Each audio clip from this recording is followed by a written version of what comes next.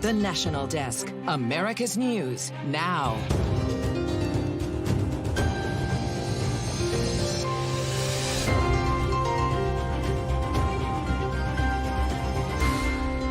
Another week of severe weather is upon us. Just who is bracing for another day of dangerous storms in the days ahead?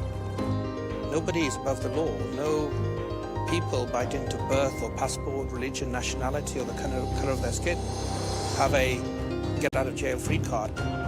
War crime warrants sought against both Hamas and Israeli leadership over the October 7th attack on Israel and subsequent war in Gaza. Who's been charged and how the U.S. is responding? And pediatricians reverse decades-old advice to new mothers with HIV. Just ahead, the big change that'll allow those moms to bond with their newborns like never before.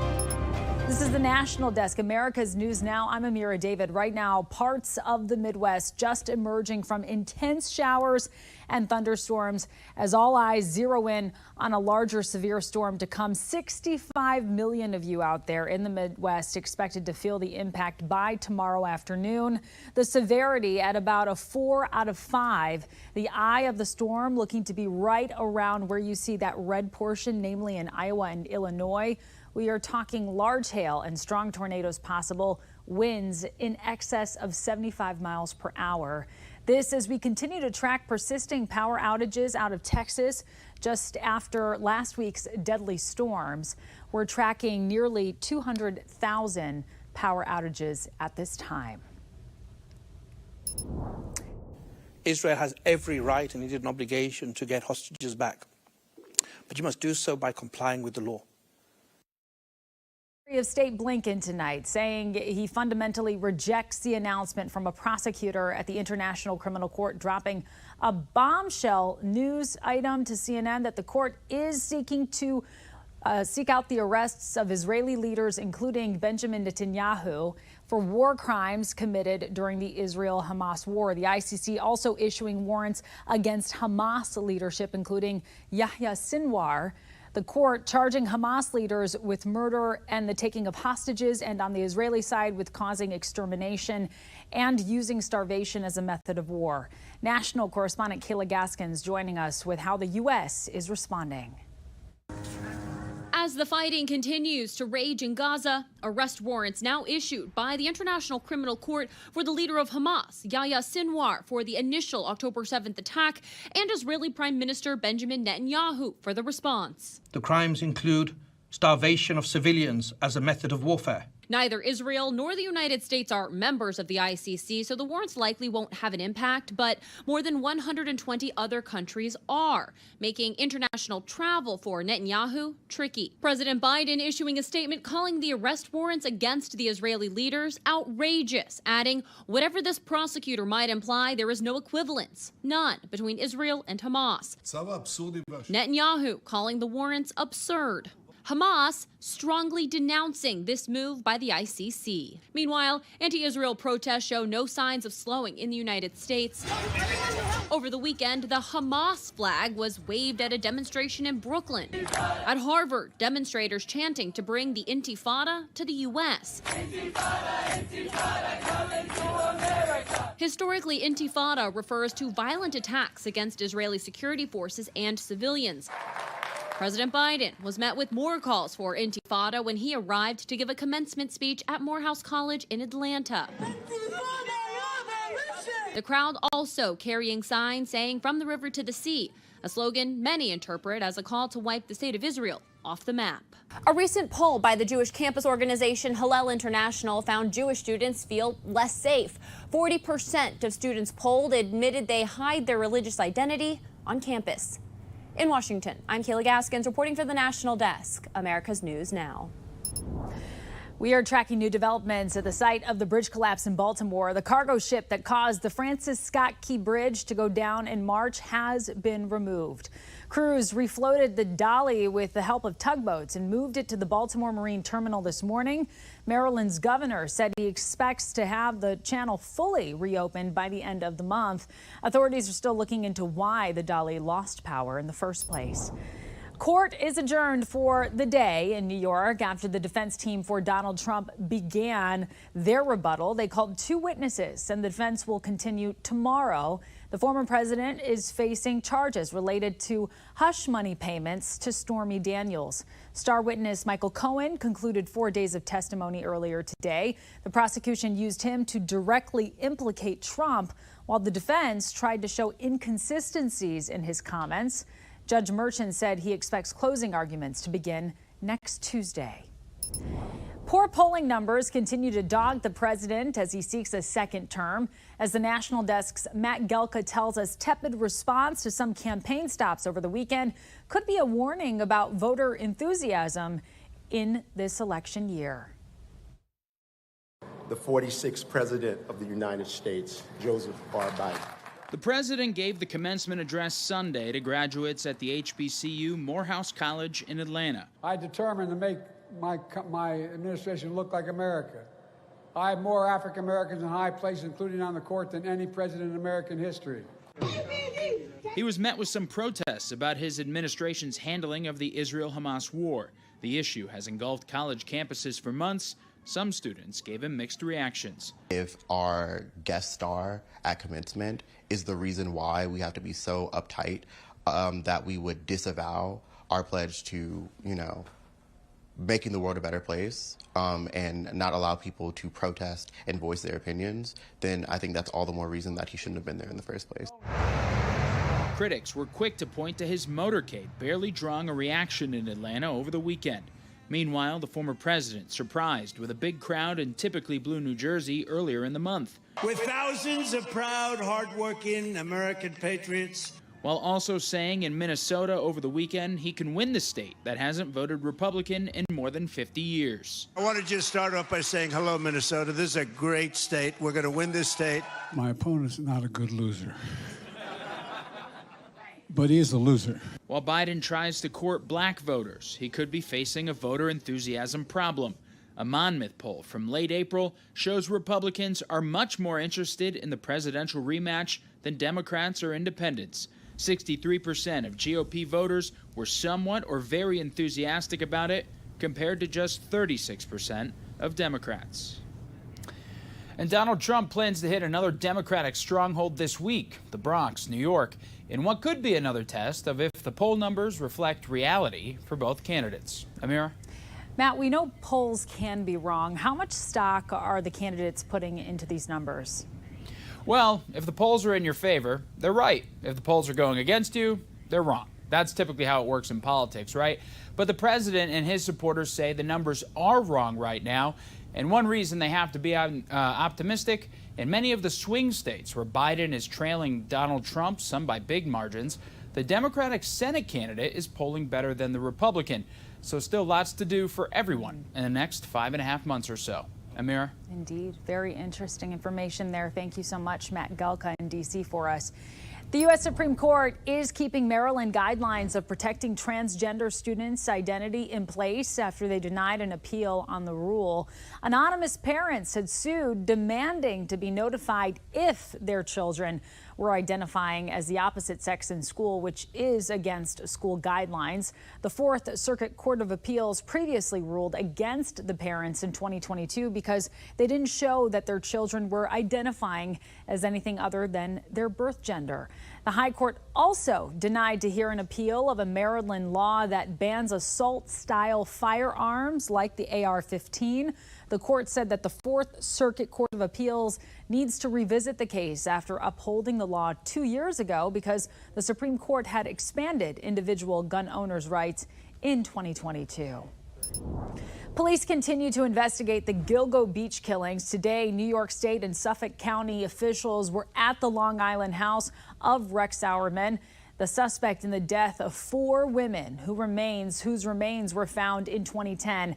An attorney for Orman's wife said that she and her children were not at home during today's search. Orman is being held without bail, and he's due back in court on June 18th. And you're looking at video from earlier in the day. Hundreds of supporters cheering on Julian Assange. This after a high court in London ruled that the WikiLeaks founder has the right to appeal to make a final challenge against his extradition to the United States. Assange faces espionage charges in the U.S. after his company published highly classified material on its website back in 2010 and 2011. If extradited and convicted, he faces spending the rest of his life behind bars. Uber and Lyft are no longer threatening to leave Minnesota over a driver wage disagreement. The companies said today that they plan to stay there now that state lawmakers passed a new compromise pay package.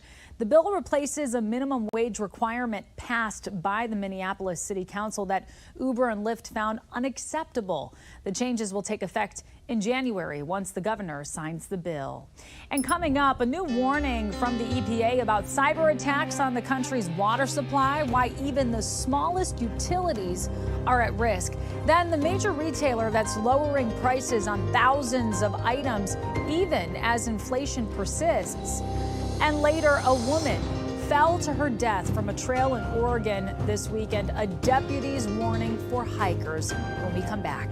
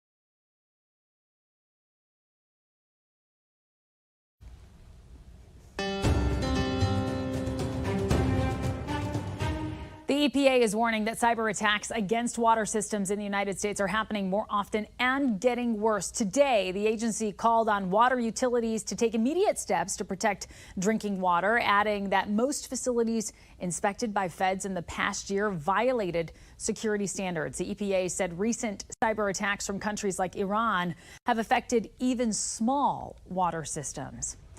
The sudden death of Iran's president, Ibrahim Raisi, comes at an interesting time in the Middle East. The big question now, what does his death mean for the future of Iran and its relationship with the United States? Here's national correspondent Christine Frizzau.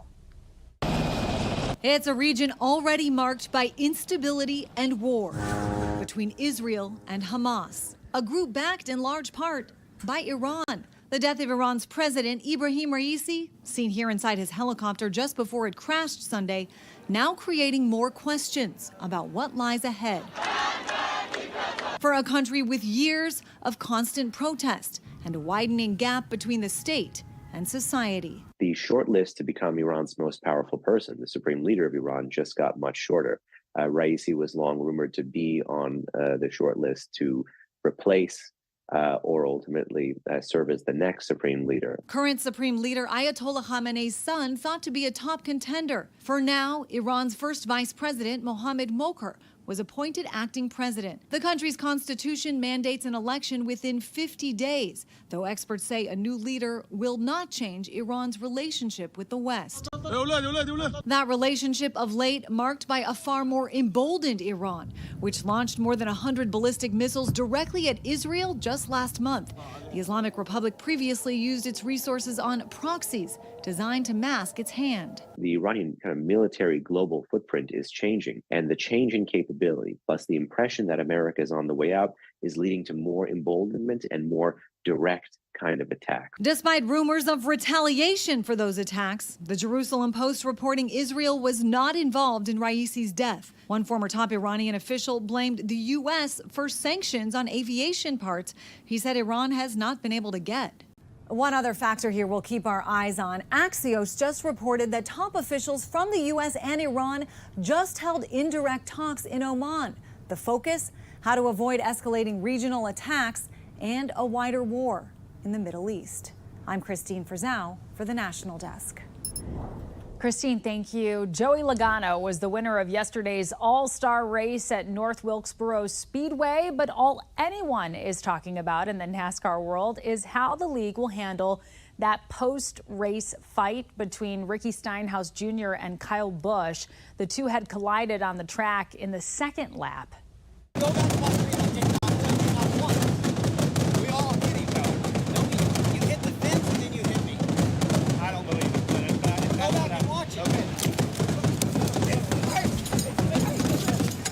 There you saw it. NASCAR could choose to suspend one or both of the drivers for upcoming races, but it is more likely they'll be fined, as NASCAR has allowed drivers to fight in the past without suspension, although Ricky Stenhouse Sr. isn't a driver and could face suspension from his son's crew for his part in the scuffle.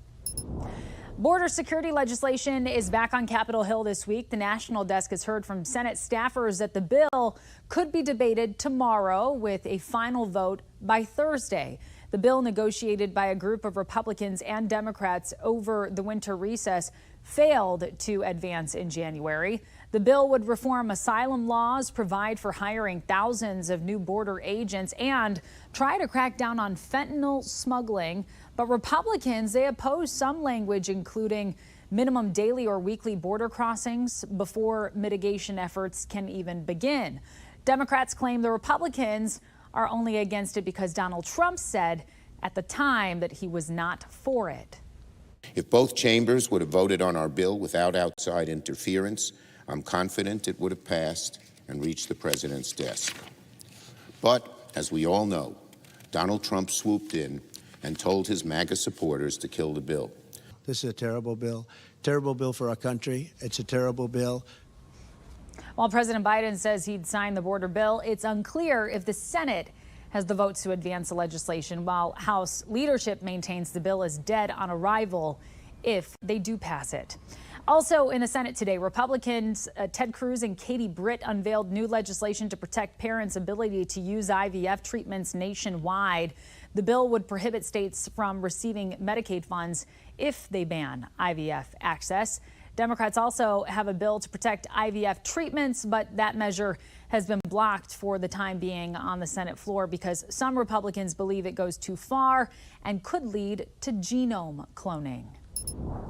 Some positive news for Target shoppers. Prices are dropping. The grocery and retail chain is slashing prices on more than 1,500 popular items starting today, and it includes household staples, everyday items like milk, fruit, diapers, and pet food.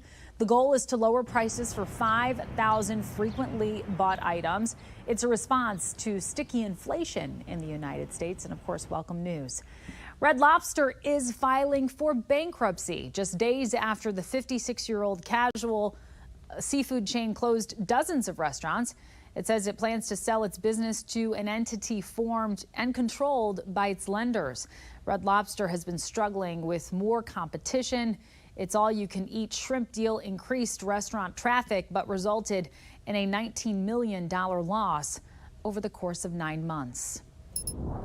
New guidance says people with HIV can breastfeed their babies under conditions.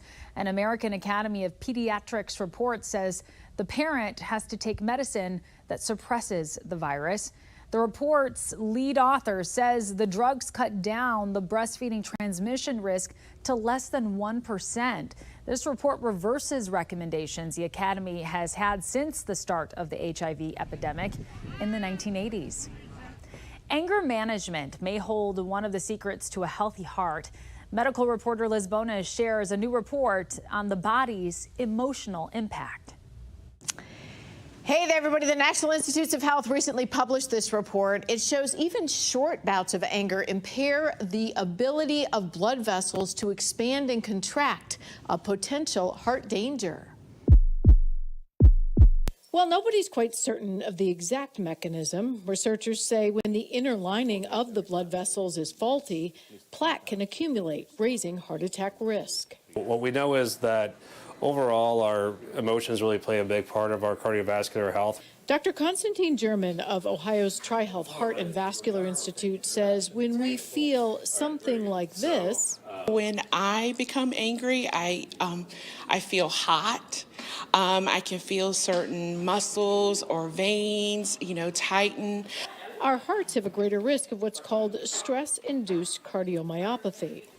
That's when a very strong emotion, either happiness or anger, can actually trigger transient heart failure. And people can get pretty sick from that just pure based on their emotion. In this trial of 280 adults, average age 26, researchers measured heart impact before and after an emotion-related task. It was anger compared to other emotions that had a lingering blood vessel impact, sometimes up to 40 minutes after the task was completed. I very rarely get angry, but what I do, I have to count to 10. Having a coping mechanism such as exercise, Dr. German says, may be the best way to counter this lingering effect, or as veteran Mike Farmer puts it. So anger for me, I personally like to get out and play a little golf. I'm not great at golf, but it gets me away from everything and a chance just to kind of take a deep breath. This may allow the heart to take a breath too. Now, researchers do say this effect is likely cumulative, so it's never too late for a little anger management. With your health news, I'm Liz Bonus reporting. All right, Liz, thank you. And coming up, Americans are expected to travel in record numbers this summer. Just how busy airports could be right after this.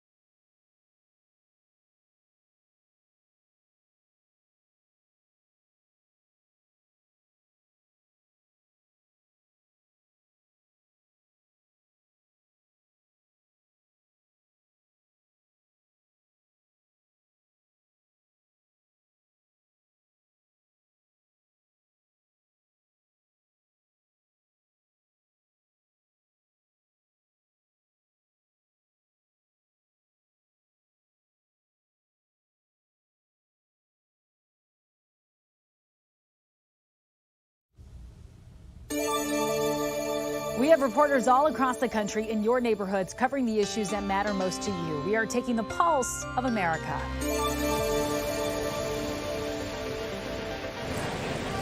If you're packing for a summer trip, be ready for the airport to be packed as well. The TSA expects summer travel volumes will be up 15% this year, with some days expected to top 3 million passengers across U.S. airports.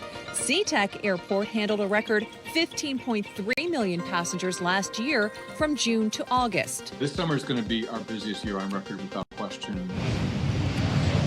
It starts with Memorial Day weekend. Last summer was a disappointment for many affected by massive flight delays and cancellations. This summer, airlines say they're ready for the increased demand.